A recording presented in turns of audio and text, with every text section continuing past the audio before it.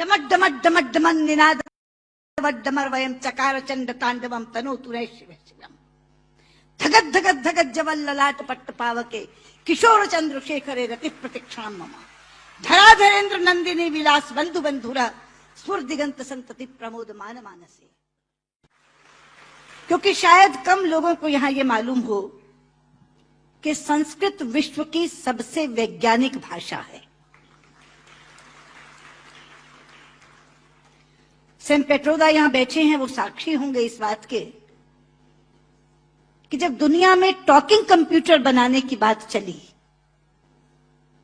तो प्रश्न उठा कि कौन सी भाषा उसके लिए चुनी जाए, क्योंकि कंप्यूटर का अपना कोई विवेक नहीं होता। जो आप बोलते हैं वही वो लिखता है और जो लिखा जाता दिया जाता है उसी को वो पढ़ता है। इसलिए भाषा व्याकरण की दृष्टि से भी वैज्ञानिक होनी चाहिए और ध्वनि की दृष्टि से भी। जो बोला जाए वही वो पढ़े।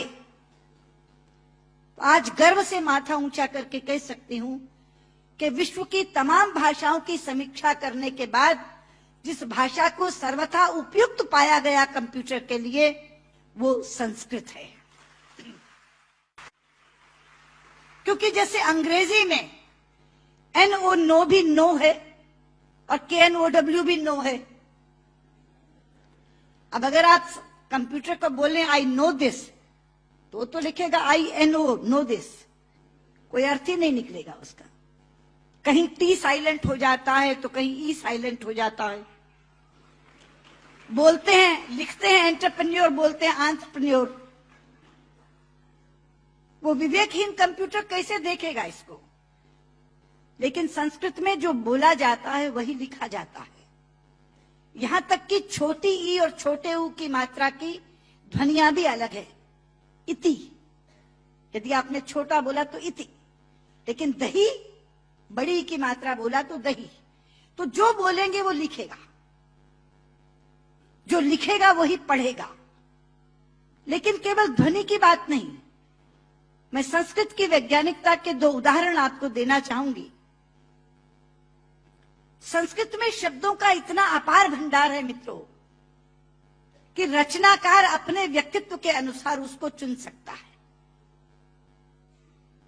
एक प्रसंग है रामायण का कि जिस समय भगवान श्री राम लंकेश पर विजय प्राप्त करने के लिए लंका जाते हैं तो भगवान शंकर की आराधना करते हैं।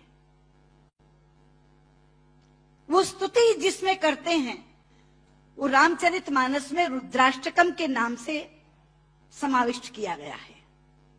रुद्राष्टकम के शब्द हैं नमामि शमीशान निर्वाण रूपम विभुम व्यापकम ब्रह्म वेद स्वरूपम निजम निर्गुणम निर्विकल्पम निरीहम चिदाकाशमाकाशवासम भजे। लेकिन उसी समय श्री राम पर विजय प्राप्त करने के लिए रावण ने भी आराधना की थी, स्तुति की थी, और उसने अपना स्तोत्र स्वयं रचा था जो शिव तांडव स्तोत्र के नाम से प्रसिद्ध है। शब्द हैं डमट डमट डमट डमन निनाद डमर वयम चकार चंड तांडवम तनोतु रे शिव शिवम धगत धगत धगत जवल ललाट पट्ट पावके किशोर चंद्रशेखरे रति प्रतीक्षाम मम धराधरेन्द्र नंदिनी विलास बंधु बंधुरा स्फुर दिगंत संतति प्रमोद मान मानसे।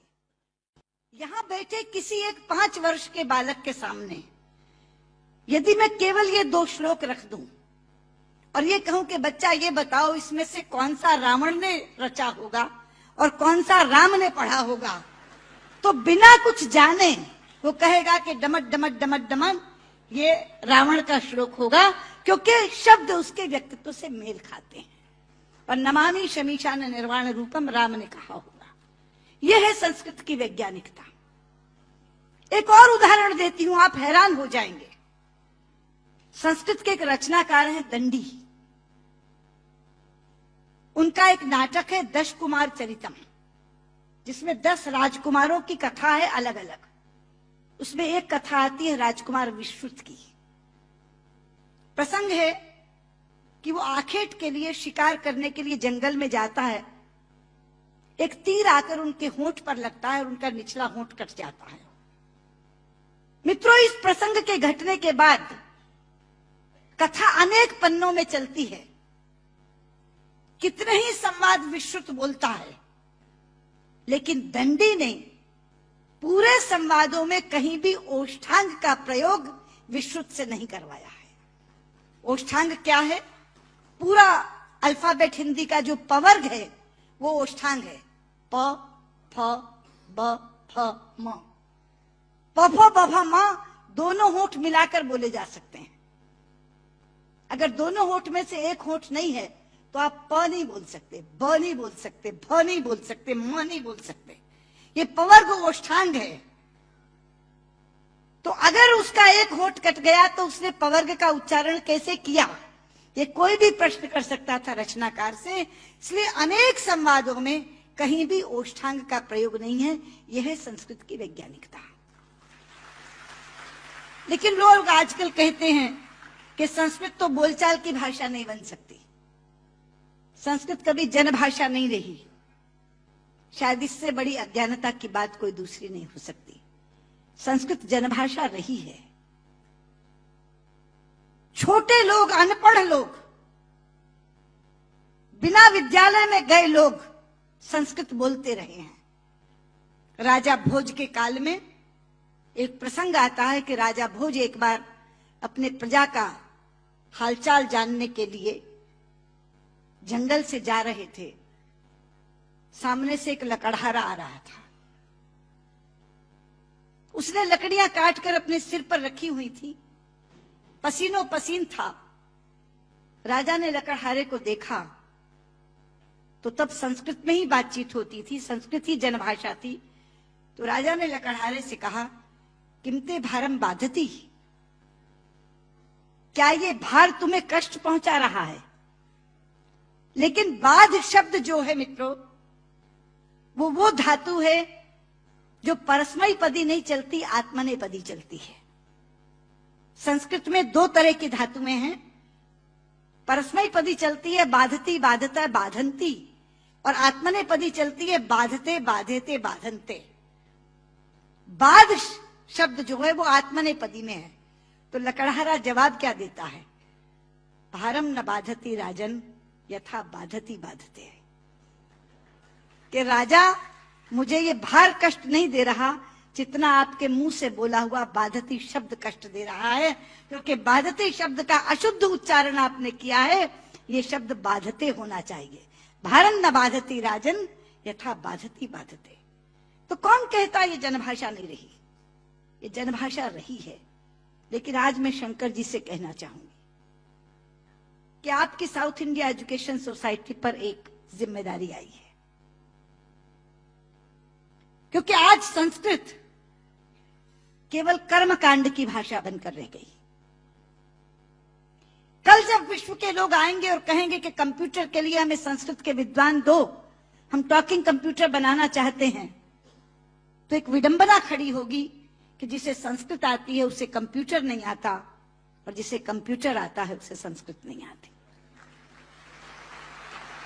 इसलिए केवल साइटेशन संस्कृत में पढ़कर अपने कर्तव्य की तीसरी मत कर लीजिए। साउथ इंडिया एजुकेशन सोसाइटी का ये फर्ज बनता है, ये कर्तव्य बनता है कि वो ऐसे लोग पैदा करे जो संस्कृत और कंप्यूटर दोनों के परम विद्वान बने।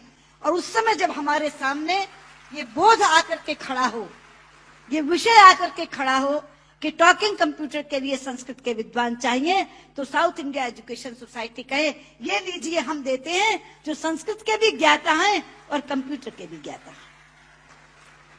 क्योंकि अथाह भंडार भरा पड़ा है हमारे ज्ञान का, हमारे शास्त्र, हमारे उपनिषद, हमारे ग्रंथ, और उन ग्रंथों की सोच लोगों तक पहुंची नहीं।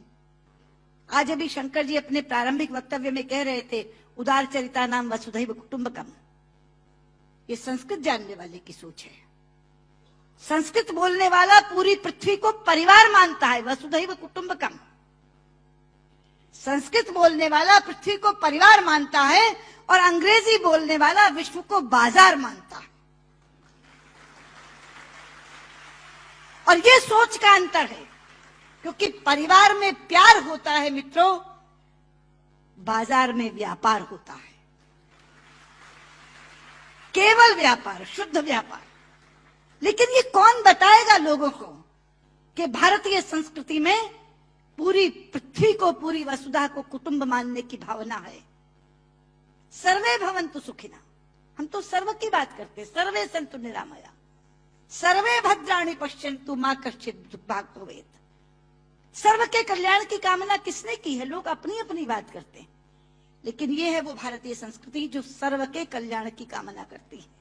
इसलिए बहुत ज्यादा आवश्यक है कि ये ज्ञान जो छिपा पड़ा है पुस्तकों में, केवल इस कारण नहीं पहुंच पा रहा कि ऐसी भाषा में है जो भाषा मृतप्राय होती जा रही है, जो भाषा केवल मंत्रोच्चार की भाषा बन गई है कि विवाह पद्धति करानी है, जन्म मरण कराना है तो पंडित जी को बुला लो, वो भी अपना आधा अशुद्ध और आधा शुद्ध बोल के चले जाते हैं, क्योंकि उनको भी कोई टोकने वाला नहीं, उनको भी कोई कहने वाला नहीं कि आप क्या कर रहे हैं।